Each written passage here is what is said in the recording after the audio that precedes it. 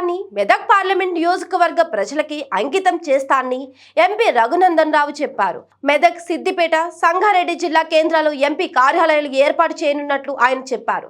జిల్లా పార్టీ కార్యాలయంలో నిర్వహించిన కృతజ్ఞత సభలో ఎంపీ పాల్గొన్నారు. అనంతరం తాజాగా జరిగిన లోక్సభ ఎన్నికలపై రఘునందన్ రావు ఆసక్తికర వ్యాఖ్యలు చేశారు. ఈ సందర్భంగా ఎంపీ రఘునందన్ రావు మాట్లాడుతూ డబ్బులు వెనకాల రఘునందన్ పరిగెత్తడు. కేసీఆర్, హరీష్ రావును తెలంగాణ ప్రజలు ఎన్నికల్లో ఊడ్చి పడేశారు.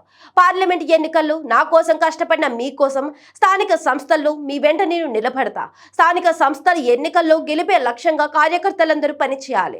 200 కోట్ల ఖర్చు పెట్టిన నాపై కాంగ్రెస్, బీఆర్ఎస్ వాళ్ళు గెలవలేదు. మెదక్ పార్లమెంట్ నియోజకవర్గ విజయం చరిత్రాత్మకం. 6 అడుగుల బుల్లెట్ హరీష్ రావు వచ్చినా, మాజీ ముఖ్యమంత్రి కేసీఆర్ వచ్చి ప్రచారం చేసిన 7 పాయల దుర్గమ్మకు బలిచ్చి నన్ను మీరు గెలిపించారు. నా కంఠంలో ప్రాణం ఉన్నంత వరకు మెదక్ ఎంపీగా నేనే గెలుస్తా అంటూ భావోద్వేగానికి లోనయ్యారు. భారతీయ జనతా పార్టీ సుమారు 12,000 పైకి కోట్ల మెజారిటీ భారతీయ జనతా పార్టీ ఒక పాపన్నపేట మండలం మినహా మిగతా అన్ని మండలాలు మున్సిపాలిటీ లోపల అగ్రగామిగా నిలబెట్టడానికి పనిచేసినటువంటి ప్రతి బూత్ కమిటీ అధ్యక్షునికి, ప్రతి శక్తి కేంద్రం ఇన్ఛార్జి, పార్టీలో లేకుండా బయట ఉన్నప్పటికీ కూడా రఘునందన్ గెలిస్తే నేను గెలిచినట్టు పనిచేసినటువంటి హితులు, మిత్రులు, శ్రేయోభిలాషులతో పాటు ముఖ్యంగా మా మహిళా కార్యకర్తలు ఇంటికి తిరిగి ప్రతి ఒక్కరిని మోటివేట్ చేసి భారతీయ జనతా పార్టీకి ఓటు వేయడానికి కృషి చేసినటువంటి మా అక్క జిల్లాలందరికీ కూడా మరొకసారి కృతజ్ఞతలు తెలియజేస్తాను. రఘునందన్ గారి మీద ఎంతో విశ్వాసం నుంచి మెదక్ జిల్లా నియోజకవర్గ, మెదక్ పార్లమెంట్ నియోజకవర్గ ఓటర్ మహాశయులంతా మెదక్ గెలిస్తే, రఘున గెలిస్తే నేను గెలిచినట్టని ప్రతి కార్యకర్త కూడా ప్రెస్టేజ్ గా తీసుకున్నాడు, కష్టపడ్డాడు. పాపన్నపేటలు కూడా బాగా కష్టపడ్డారు.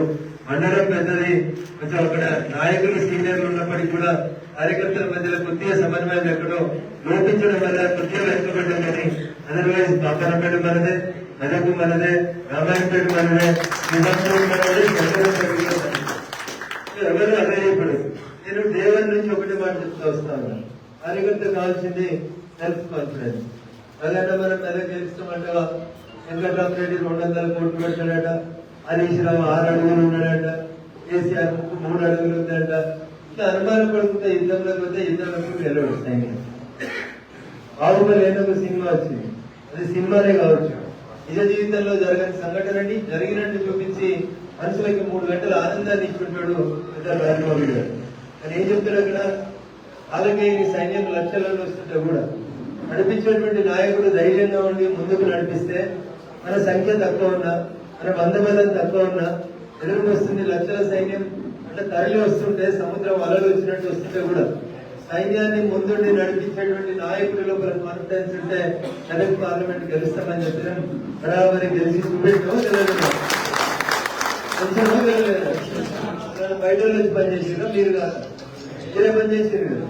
ఇక్కడ కూర్చున్న వాళ్ళకి, ఆడ కూర్చున్న వాళ్ళకి కూడా కొంతమందికి డౌట్ ఉంది. రిజల్ట్ వచ్చేదాకా ఏది గెలిచేది కాదు, పాడు కాదు. జగన్తో రోజు పంచాయతీలు ఇలా అర్ధరాత్రి అపరాత్రి ఫోన్ చేసి సతాయిస్తున్నాడు మమ్మల్ని అని ఇటున్న వాళ్ళు అటున్న వాళ్ళు చాలా మంది ఊళ్ళో మాట చెప్తారు.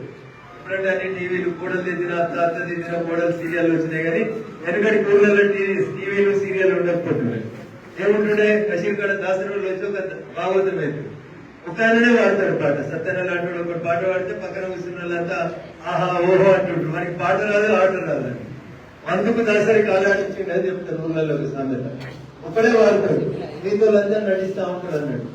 రఘునందన్ వచ్చినప్పుడు నటించాలి, మిగతా సత్యం ఉండాలి అన్నదే మాట్లాడాలి. సో ఆ స్థితిలోంచి నాయకులందరినీ కూడా డ్రైవ్ చేసింది ఎవరంటే కార్యకర్తలు, ఓటు కమిటీ అధ్యక్షుడు, ఓటర్ అన్నటువంటి న్యూట్రల్ ఓటర్స్.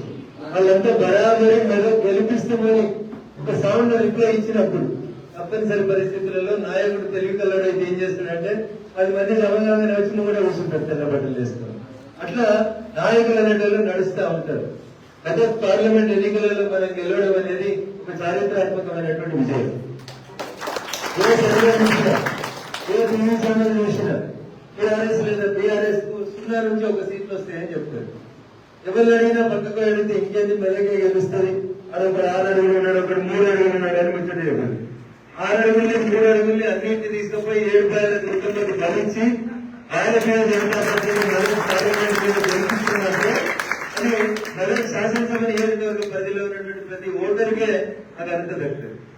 మెదక్ లేడొస్తుందని ఎవరు అనుకోలేదు. ఏదో నడుస్తుంది కథ నడుస్తుంది కదా అంటే నడుస్తుంది అనుకున్నారు. కానీ నేను మెదక్ నుంచి డ్రైవర్ నుంచి వచ్చిన రేవంత్ రెడ్డి వచ్చి సభ పెట్టిన చంద్రశేఖర్ రావు వచ్చి రఘునందన్ రావు ఏం చెప్తాడన్నా నేను తెల్లారే చెప్పిన రఘునందన్ రావు కృపాకర్ ఓడిపోయాడు, నువ్వు కామారెడ్డి ఓడిపోయాడు, పెద్ద తేడా ఏం లేదు. కామారెడ్డి ఓడిపోయినాడు 17 ఎంపీలు గెలిపిస్తాను నిర్వహణ దిక్కులేంది, కృపాకర్ ఓడిపోయినాడు మెదక్ ఎంపీకి వెళ్తా అంటే తప్పెట్టారా అని చంద్రశేఖర్ రావు గారిని అడిగింది. నేను మీకు చేసేటువంటి విజ్ఞప్తి ఏంటంటే ఈ పదం మీకు తెలుస్తలేదు. మెదక్లో ఇన్ని గొప్ప ఓట్లు ఇంత గొప్ప ఓట్లు సిట్టింగ్ ఎమ్మెల్యే రాదని, రాష్ట్రంలో అధికారంలో ఉన్న కాంగ్రెస్ పార్టీని కాదని, సిట్టింగ్ ఎమ్మెల్యే కాంగ్రెస్ ఆయన ఉంటే ఆయన కాదని 12,000 మంది వాళ్ళ 9,000 ఓట్ల మెజార్టీ దాటి ఇంకా 12,000 ఎక్కువ వచ్చినారు. అంటే దగ్గర దగ్గర మీకు ఎట్లయింది? అందరితోటే అయింది, ఈతోటే అయింది. మీ బూతులలో కష్టపడితేనే అయింది. ఇందాక సీని చెప్తున్నాడు ఒక్కొక్క బూతులలో వాళ్ళు డబుల్ డిజిట్ లో ఉంటే మనం ట్రిపుల్ డిజిట్ లో ఉన్నాం. వాళ్ళు 70, 80, 90 కాడు ఉంటే మనం 400, 500, 600 దాకా వస్తున్నాయి ఓట్లు. అంటే చెరువుకు గండి పడితే నీళ్ళు ఎట్లా బయటకు వస్తాయో జనం అట్లా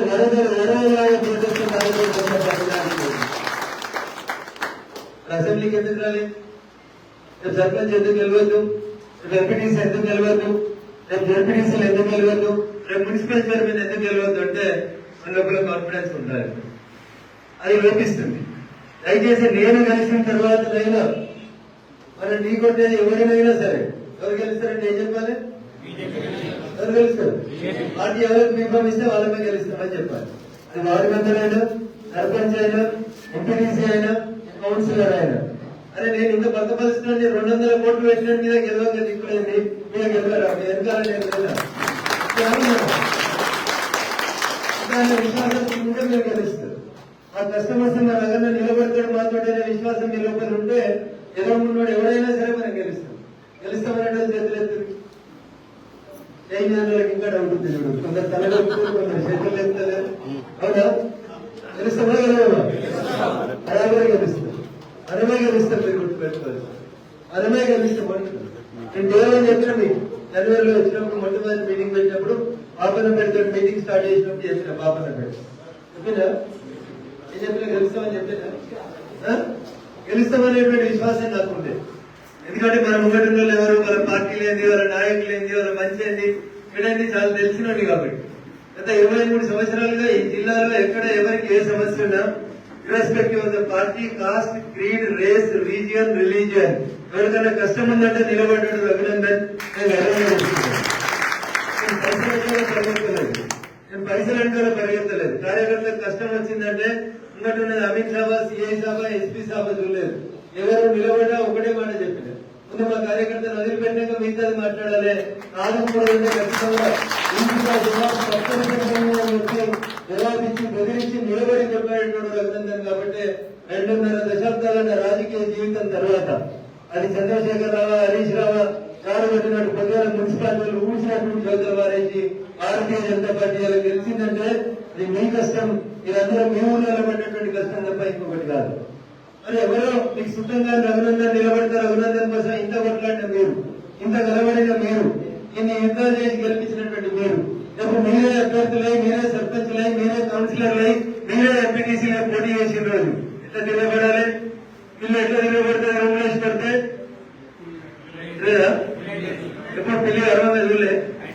పిల్లి కోపానికి వస్తే ఇక్కడ ఉన్న ఎవ్వరం కూడా గెలవం పిల్లితో. పిల్లి నిజంగా మనల్ని గర్వాలని, మన మీద దాడి చేయాలని రూమ్ లో తలపెడితే దాడి చేస్తే పిల్లిని గెలవలేము మనం నిజంగా. ఎందుకంటే దానికి సావో రేవో తెచ్చుకోవాలనుకున్నప్పుడు పిల్లి ఏం చేస్తాడు? గెలవాలనుకుంటాడు. నన్ను ఎప్పుడు ఎవరు అడిగినా నేనే గెలుస్తా అని చెప్తా. నా ముంగట మైక్ టైసన్ నిలుస్తున్నా నేనే గెలుస్తా అని చెప్తా, చంద్రశేఖర్ రావు నిలుస్తున్నా నేనే గెలుస్తా అని చెప్తా, రేవంత్ రెడ్డి వచ్చి నిలుస్తున్నా నేనే గెలుస్తా అని చెప్తా. బట్ కాన్ఫిడెన్స్ గెలుస్తారు, ఆ ధైర్యమే మనల్ని నిలబెడతాడు. ఇంకొక 2 నిమిషాలు అయితే చచ్చిపోతాయని తెలిస్తే కూడా తాము ఎదురుగా కొట్లాడే నేర్చుకుంటేనే కార్యకర్తలు నిలబడతారు. భారతీయ జనతా పార్టీ కాశ్మీర్ నుంచి కన్యాకుమారి దాకా 1962 తర్వాత 3వసారి ఒక వ్యక్తి ఇంతసారి కనిపిస్తున్నాడు. అంత గొప్ప నాయకత్వంలో పనిచేస్తున్నటువంటి మనం పొలంలో పనిచేయాలి, ఇల్లుల్లో కాదని మీకు అందరు కూడా తెలియజేస్తా ఉంటాం. సమస్య ఎక్కడుంటే అక్కడ రఘునందన్ ఉంటాడు, ఎక్కడ కొట్లాడుంటే రఘునందన్ అక్కడ ఉంటాడు, ఎక్కడ కార్యకర్త కష్టం వస్తే అక్కడ రఘునందన్ ఉంటాడు. ఇది మనం మనసులో పెట్టుకోవాలి. అర్ధరాత్రి నలుగురు దోస్తులు కూర్చోబెట్టుకొని ఫోన్ చేసి మా ఎంపీ సాబ్ ఇప్పుడు ఫోన్ ఎత్తుతాడా లేదా చూడని నాకు పరీక్ష పెట్టచ్చు. ఎందుకంటే నేను రోజు 1000 ఫోన్లు ఎత్తుకోబట్టి నాకు అవస్థ పెట్టచ్చు. నన్ను కాపాడుకుంటే మీరందరూ బాగుంటారు, నాయకుడు మంచిగా ఉంటే మీరందరూ బాగుంటారు. ఎట్లా మా ఎంపీ సాబ్ ఫోన్ ఎత్తుతాడు కదా అని 1 గంటకు స్పీకర్ ఆన్ చేసి చూసినా మా ఎంపీ ఫోన్ ఎత్తి కానీ 1 గంటకు నన్ను లేపితే ఒక్కొక్కసారి నాకు కూడా మంచిదే కాబట్టి ఇబ్బంది ఉంటే దయచేసి అట్లా ఇబ్బంది పెట్టద్దని విజ్ఞప్తి చేస్తాను. 24/7 నేను పనిచేస్తాను. ముందు సంగారెడ్డి, మెదక్, సిద్దిపేటతో పాటు ఆశాయపేటలో మీకు మనం ఎలక్షన్స్ అప్పుడు ఒక ఆఫీస్ పెట్టుకున్నాం గుర్తుంటుంది. ఆ ఆఫీస్ లో 4 to 4 మెదక్ ఎంపీ కార్యాలయం అని రాసి ఉంటుంది. అందులో కరుణాకర్ అని ఒక అబ్బాయి కూర్చొని ఉంటాడు. రోజు ఉదయం 10:30 నుంచి సాయంత్రం 5 దాకా ఉంటాడు. అట్లా ఇప్పటికే సంగారెడ్డిలో జిల్లా పార్టీ కార్యాలయం ఉంది. అందులో ఒక రూమ్ ఎంపీ కార్యాలయం అని బోర్డు పెట్టాం. అక్కడ కల్పన అని ఒక అమ్మాయిని పెట్టాం. ప్రతిరోజు ఉదయం 10:30 నుంచి సాయంత్రం 5 గంటల దాకా అమ్మాయి అక్కడ ఆఫీస్ లో కూర్చుంటారు. మా ఎంపీ గారు ఏడుంటారు, చచ్చిపోయి ఇల్లు తెలియదు, తుపాకి ఇల్లు తెలియదు, వీళ్ళని మస్కా కొట్టాలి, వాళ్ళని బతిలాడాలి, ఏం అవసరం లేదు. వచ్చే ఫస్ట్ కల్లా 3 జిల్లా కేంద్రాలలో మెదక్లో, సంగారెడ్డిలో, సిద్దిపేటలో 10:30 to 5 రఘునందన్ రావు కూర్చున్నట్టు ఆఫీస్ లో ఒకరు కూర్చుంటారు. హాస్పిటల్ 24/7 సర్వీస్ ఇస్తాం. హైదరాబాద్ ఏ హాస్పిటల్కి వచ్చినా ఏడికి వచ్చినా ఎవరికి కష్టం ఉన్నా 24/7 పేషెంట్లను అటెండ్ చేస్తాం. దానికోసం ప్రత్యేకంగా ఒక పిఏ ఉంటాడు. ఏ హాస్పిటల్ ఆయన పోతాడు, పేషెంట్లను కాపాడుతాడు. స్కూళ్ళు, కాలేజీలు మనం ఉత్తరాలు ఇస్తే ఎక్కడైనా ఫీజు కన్సెషన్లు దొరికితే అవి దవాఖానకి వెళ్ళి డిశ్చార్జ్ చేసినప్పుడు బిల్లు తక్కువ చేసుడు. ఇట్లా 24/7 మీకు ఎప్పుడు ఏడ కష్టం వచ్చినా తిరుపతి దర్శనాలు, సీఎం రిలీఫ్లు, పిఎం రిలీఫ్లు అన్నిటి కోసం అవసరం లేదు. ఒకవేళ మెదక్లో ఆఫీస్ బంద్ ఉంటే మాసాయిపేట ఆఫీస్ బంద్ అక్కడ కరుణాకర్ ఉంటాడు. వీళ్ళందరి నెంబర్లు కూడా మీ మండల గ్రూప్లలో అందరికీ సర్క్యులేట్ చేస్తాం. ఇప్పటికి సంగారెడ్డిలో అయిపోయింది. ఇప్పుడు మెదక్ లో పైన ఉన్నటువంటి రూమ్ లో ఎంపీ కార్యాలయం అని ఒక బోర్డు పెడతాం. 10:30 to 5 మొబైల్ ఫోన్ ఇస్తాం. 10:30 to 5 అయినా మీకు స్కూల్ లెటర్ కావాలన్నా, కాలేజీ లెటర్ కావాలన్నా నేను ఏడున్నాను నన్ను వెతుకుంటూ మీరు రావాల్సిన అవసరం లేదు. ఈ పార్టీ కార్యాలయాలకు మీరు వచ్చి చెప్తే మీకు సాయంత్రం వరకు, నెక్స్ట్ డే ఉదయం వరకు నేను సంతకం పెట్టినటువంటి ఉత్తరం, నేను ఢిల్లీలో ఉన్నా, ముంబైలో ఉన్నా, ఏడుందా మీ ఇంటికే మళ్ళీ ఉత్తరాన్ని పంపించినందుకు కావాల్సినటువంటి వ్యవస్థను ఏర్పాటు చేస్తారు. మాకు ఏదైనా ఇబ్బంది వస్తే 24/7 మాకు అందుబాటులో ఉన్నాడని మీరు గర్వంగా చెప్పుకునేలాగా పనిచేస్తాను. 5 ఏళ్ళు ఎంపీగా గెలిచి ఢిల్లీలో ఉండేందుకు సుఖపడేందుకు కాదు నాకు మీరు ఓట్లు వేసింది. ఖచ్చితంగా మీ కష్టాల్లో ఒకటిగా, మీ కుటుంబంలో అన్నగా, తమ్ముడిగా మీ కష్టాలలో ఒకటిగా ఉంటానని చెప్పి నేను ఈ సందర్భంగా సవినయంగా విజ్ఞప్తి చేస్తూ, నా 23 సంవత్సరాల రాజకీయ జీవితంలో రఘునందన్ రావు జ్వరం వచ్చిందని రెస్ట్ తీసుకుని చాతరైతేలని ఏ రోజు లేడు. కానీ నా బాధ్యతకో మీ బాధ్యతకో నాకు తెలియదు. కానీ గెలిచినప్పటి నుంచి ఆయన సఫరింగ్ విత్ వైరల్ ఆర్థరైటిస్. కూర్చుంటే నిలబడే కష్టంగా ఉంది, నిలబడితే కూర్చోలేకపోతా ఉన్నారు. రకరకాలైనటువంటి సమస్యలు శరీరాన్ని పట్టి పీడిస్తా ఉన్నాయి. ఆగస్టు 1, 2023 నుంచి ఎమ్మెల్యే ఎలక్షన్లకు బయలుదేరితే నేను ఇంకా ఒక్కరోజు కూడా 3 పూటలు ఇంట్లో అర్థం తెలియలేదు ఈ రోజు దాకా. కొంచెం అందుకనే నా శరీరం సపోర్ట్ చేస్తానన్నటువంటి కొంచెం ఇబ్బంది పెడతా ఉంది. బట్ ఐ హోప్ దట్ ఈ 22వ తారీఖు నుంచి పార్లమెంట్ బడ్జెట్ సెషన్ స్టార్ట్ అయ్యే కంటే ముందే 100% కోలుకుంటాం. ప్రమాణ స్వీకారం పోయిన రోజు కూడా 2 గ్లూకోజులు, 2 పెయిన్ కిల్లర్లు పెట్టుకుని అక్కడ డాక్టర్ అక్కడ దాకా వచ్చి వదిలేస్తే గానీ ఓట్ తీసుకోలేనంత వీక్ గా ఉంది నా శరీరం. అందుకని ఎక్కువసేపు మాట్లాడాలని ఉన్నా, ఏదో కలిసి చాలాసేపు సమయం గడపాలని ఉన్నప్పటికీ కూడా ఉదయం బయలుదేరి నర్సాపూర్ లో 3 గంటలు ఇంటే నిల్చుకొని మాట్లాడొచ్చినాను. కాబట్టి శరీరం, శక్తి 2 కూడా తగ్గినాయి. కొంచెం కోలుకోవడానికి నాకు కొంచెం సమయం ఇవ్వమని చెప్పి తెలియజేస్తూ, ఏ కష్టం వచ్చినా 2 సూచనలు. తిరుపతి కొత్త టీటీడీ బోర్డు చైర్మన్ వచ్చేంత వరదాకా తిరుపతి దర్శనాలు లేవు. దయచేసి అది ఇంకొక 15-20 రోజులు పడుతుంది. కొత్త టీటీడీ బోర్డు చైర్మన్ వచ్చేదాకా దయచేసి ఎవరు కూడా తిరుపతి లెటర్లు అడగకండి, అడిగి బాధపడకండి. ఇంకొక 15-20 రోజులు వాయిదా వేసుకోండి తిరుపతి ప్రోగ్రామ్. 6 నెలలైంది రేవంత్ రెడ్డి గారు ముఖ్యమంత్రి ఇయ్యాల దాకా ఒక్క సీఎం రిలీఫ్ ఫండ్ చెప్పి కూడా సంతకం పెడతలేడు. డిసెంబర్ 7 ప్రమాణం చేసి జూలై 7 దాకా వచ్చినాం రేపటి. ఈ 7 నెలలకు కూడా ఒక్క సీఎం రిలీఫ్ ఫండ్ చెప్పి కూడా సంతకాలు పెడతలేడు సార్. కానీ పిఎం రిలీఫ్ ఫండ్ కూడా ఒకటి ఉంటుంది, ప్రధానమంత్రి రిలీఫ్ ఫండ్ ఒకటి ఉంటుంది. పార్లమెంట్ కి రీచ్ అయినాం కాబట్టి ప్రధానమంత్రి రిలీఫ్ ఫండ్ కాగితాలు కూడా దగ్గర పెట్టుకుంటాం. మన ముఖ్య కార్యకర్తలు, నాయకులకు ఎవరికి ఏ ఇబ్బంది వచ్చినా, ఏ ఆసుపత్రి అవసరం వచ్చినా ఖచ్చితంగా 24/7 ఫోన్ చేయండి. ఒకవేళ ఫోన్ ఎత్తలేదు, ఏదైనా మీటింగ్ లో అనుకుంటే ఒక లైన్ SMS పెట్టండి దయచేసి. 2వ సారి, 3వ సారి, 4వ సారి ఫోన్ ఎత్తదాకా ఫోన్ మాత్రం దయచేసి చేయదు. మనలో కదా ఒక అలవాటు అన్నాడు, ఒకసారి ఎత్తకపోతే కొడుతూనే ఉంటాం. ఒకసారి చేసినా, 2 సార్లు చేసినా, 10 సార్లు చేసినా నేను ఫోన్ ఎత్తే పరిస్థితిలో ఉంటానా? ఉన్నాను కదా. అందుకని ఒక సింగిల్ రింగ్ చాలు. ఒక రింగ్ లో నేను ఎత్తుతాను. ఎత్తకపోతే ఒక లైన్ SMS పెట్టాను, అన్న నా పేరు ఫలానా, నేను ఫలానా ఊరు, నాకు అర్జెంట్ ఉంది అని పెడితే కంబాక్ట్ యూ అర్ధగంట సేపట్లో, లాస్ట్ కి ఏదైనా మీటింగ్ లో ఉంటే గంట సేపట్లో స్టేజ్ కాగానే మళ్ళీ మీకు రిప్లై ఇస్తాను. కాబట్టి దయించి ఎన్నో ఆశలు ఆకాంక్షలు పెట్టుకుని 1999 తర్వాత అప్పట్లో టైగర్ నరేంద్ర గారిని గెలిపించిన తర్వాత మళ్ళీ మన పార్టీ రాష్ట్ర అధ్యక్షుడు గౌరవనీయులు కిషన్ రెడ్డి గారు మెదక్కి వచ్చి ఆ రోజు ఆ టైగర్ ను గెలిపిస్తే ఈ రోజు ఈ టైగర్ ను గెలిపించాలని కోరుతూ వారి రుణాన్ని గౌరవానికి ఆ మెదక్ నియోజకవర్గ ప్రజలు 12,000 ఓట్ల భారీ ఆధిక్యాన్ని ఇచ్చినందుకు జీవితకాలం సదా మీకు రుణపడి ఉంటారని చెప్పి తెలియజేస్తూ మరొకసారి నాతో పాటు అడుగులు అడిగేసి అనుమానపడుతూ నడిచిన, ప్రేమ కొద్ది నడిచిన, ఇష్టం కొద్ది నడిచిన, కష్టం కొద్ది నడిచిన ఈ గెలుపులో సహకరించిన ప్రతి ఒక్కరికి మీడియా నుంచి మొదలుపెట్టే వకీళ్లు, డాక్టర్లు, డాక్టర్ అసోసియేషన్లు, పేషెంట్లు, వీళ్ళు వాళ్ళు ఏం తేడా లేదు. గుళ్ళు, పూజారులు, కళ్ళు, వర్తక సంఘాలు, వైశ్యులు, ఈ సంఘం ఆ సంఘం అని తేడా లేకుండా అన్ని సంఘాలు కూడా వెంట నడిచినాయి. తెర ముందు ప్రతి మంది కనబడుతుంటే తెర వెనకాల కనబడకుండా అనేక మంది నాకు గెలుపులో సహకరించారు. వారందరికీ కూడా శిరస్సు వచ్చి నమస్సుమంజలు తెలియజేస్తూ శ్రద్ధగా ఈ జీవితం మెదక్ పార్లమెంట్ నియోజకవర్గ ప్రజలకు అంకితం చేస్తానని చెప్పి తెలియజేస్తూ అవకాశం ఇచ్చినందుకు అందరూ కూడా మరొకసారి అలా 5 ఏళ్ల తర్వాత ఓట్లు వస్తే ఎవరికి ఇస్తారని మీరు ఊర్లో అడిగితే మా ఎంపీ రఘునందన్ వేస్తామని జనం చెప్పే రీతిలో పనిచేస్తారని మీ అందరూ మన్ననలు పొందుతారని చెప్పి ఆ భగవంతుని ఆ ఏడుపాయల దుర్గమ్మ నా శక్తి నాకు ఇవ్వాలని మనస్ఫూర్తిగా వేడుకుంటూ ఈ కార్యక్రమంలో పాల్పంచుకున్న ప్రతి ఒక్కరికి తెలంగాణ నుండి దూరంగా ఉండి నన్ను మనస్ఫూర్తిగా ఆశించినటువంటి నా మిత్రులు, మిత్రులు, శ్రేయోభిలాషులందరికీ కూడా పేరు పేరున శిరస్సు వంచి నమస్కారాలు తెలియజేస్తూ సెలవు తీసుకుంటాను. జై హింద్, జై భారత్, భారత్ మాతా కీ